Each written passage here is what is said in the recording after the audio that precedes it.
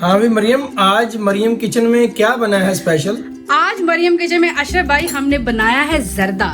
Maryam kitchen के हाथ का जर्दा खाएं और कसम अल्लाह से बेगम के हाथ का भूल जाएं। इसको प्लीज ट्राई करें और मुझे बताएं कि ये कैसा बना है। ये तो फिर करना पड़ेगा। ये ट्राई करके आज आप बताएं। बिस्मिल्लाहिर्रहमानिर्रहीम, क्या बात है। ये वैसे रंग कलर तो बहुत अच्छा लग रहा है। ये आप खाएंगे तो पता चलेगा इसका टेस्ट। वाह, वाकई भाई ये बेगम के हाथ का जर्दा भूलना पड़ेगा, मगर बेगम को नहीं।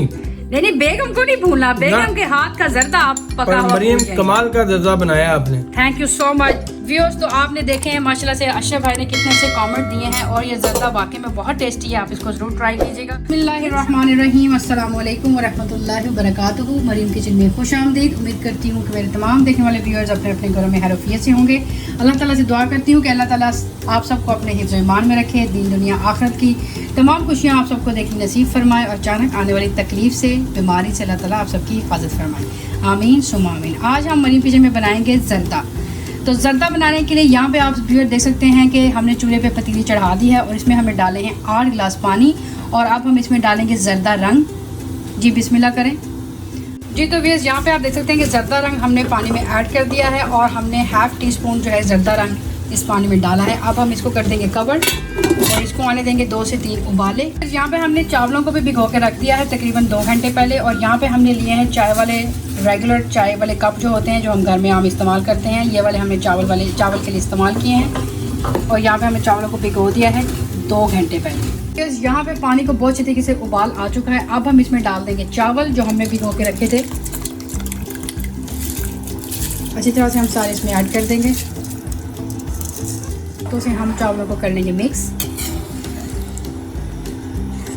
और इसको हम तब तक पकाएंगे जब तक चावल अच्छे तरीके से 100% नहीं गल जाते हैं। इनको हमने 90% जो है कि चावलों को पकाना है और एक कली हमने इसकी रखनी है। चावल आप देख सकते हैं कि बहुत अच्छे तरीके से हमारे गल चुके हैं और इसमें एक कली हमने रखी है और अब इसको हम इस तरीके से छान रहे हैं, पीछे इसकी निकाल रहे हैं। तो बस यहाँ पे हमने चूल्हे पे चढ़ा दी है पतीली और इसमें हमने डाले हैं तकरीबन 1.5 कप देसी घी के। हम देसी घी में जर्दे को बनाएंगे और इसमें हमने डाले 4 लौंग और 4 सब्ज़ इलायची और इसको हम कर लेंगे मिक्स। तो बस यहाँ पे इलायची और लौंग को हमने सिर्फ 2 से 3 मिनट देसी घी में पकाया है। अब इसमें हम डाल देंगे दूध का हमने इसमें 1 कप नहीं 1 कप से क्वार्टर हमने बचाया है और 3 क्वार्टर जो है वो दूध के हमने इसमें डाले हैं। तो मिक्स कर लेंगे दूध को। तो मिक्स करने के बाद अब हम इसमें डालेंगे आधा कप योगर्ट दही का और अच्छी तरीके से हम इसको मिक्स कर लेंगे। तो व्यूअर्स मुसलसल हम स्पैचुला को हिलाएंगे और फ्लेम यहाँ पे हम तेज़ ही रखेंगे।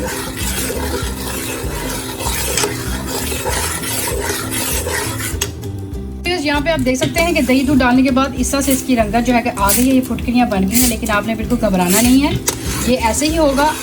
अब हम इसमें डालेंगे शुगर। हमने 2 कप जो है शुगर के डाले हैं, वही कप जिससे हमने चावल जो है कि नापे थे। और अब हम इसको अच्छी तरीके से मिक्स करेंगे। जैसे जैसे शुगर इसमें मिक्स होगी ये बिल्कुल स्मूथ हो जाएगा। इसको मुसलसल आपने हिलाना है। तो यहाँ पे आप देख सकते हैं मुसलसल स्पैचुला हिलाने के बाद और तकरीबन इसको 5 से 8 मिनट हमने खूब पकाया है और जैसे कि देखिए आप झाग निकल आई है और इसका योगर्ट और दही भी इसमें अच्छी तरीके से मिक्स हो चुका है। अब हम डालेंगे चावल। बिस्मिल्लाहिर्रहमानिर्रहीम।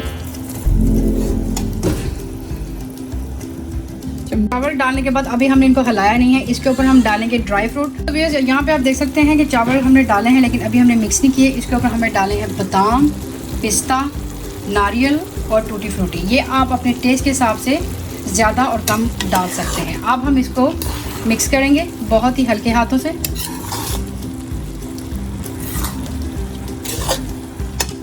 इसी तरह से ताकि सब ड्राई फ्रूट में मिक्स हो जाए और शीरा भी चावलों में अच्छी तरीके से रच और बस जाए।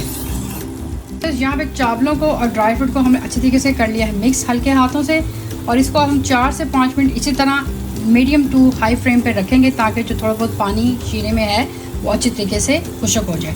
और साथ ही हमने व्यूअर्स यहाँ पे दूसरे साइड पे चूल्हा ऑन कर दिया है। इसमें हमने रखा है तवा। तवे को हम कर रहे हैं प्री हीट। इसके ऊपर हम जर्दे को दम लगाएंगे। अब हमने चावलों को लगा दिया है दम और व्यूअर्स यहाँ पे हमने दम जो है लगाया है स्लो फ्लेम पे और उसके बाद हम थोड़ा सा इसको मीडियम करेंगे क्योंकि हमें जर्दे के नीचे चाहिए करोड़ी। करोड़ी उसको कहते हैं जो थोड़े से चावल जल जाते हैं, लाइट गोल्डन डार्क ब्राउन हो जाते हैं, क्योंकि वो बहुत हमें पसंद है हमारे घर वालों को। इसलिए हम इसका दम लगाएंगे। जब अच्छे तरीके से दम लग जाएगा तो इसको बाद में 10 मिनट के लिए हम थोड़ा सा मीडियम फ्लेम पे अच्छे तरीके से इसकी करोड़ी बनाएंगे। तो मिलते हैं थोड़ी देर के। हमने दम जो है चावलों को लगा दिया है और हमने कवर उठा दिया और आप देख सकते हैं कि चावलों को बहुत ज़बरदस्त दम लग चुका है और खिला खिला इसका चावल एक एक दाना जो है जर्दे का है, ये देख सकते हैं माशाल्लाह से।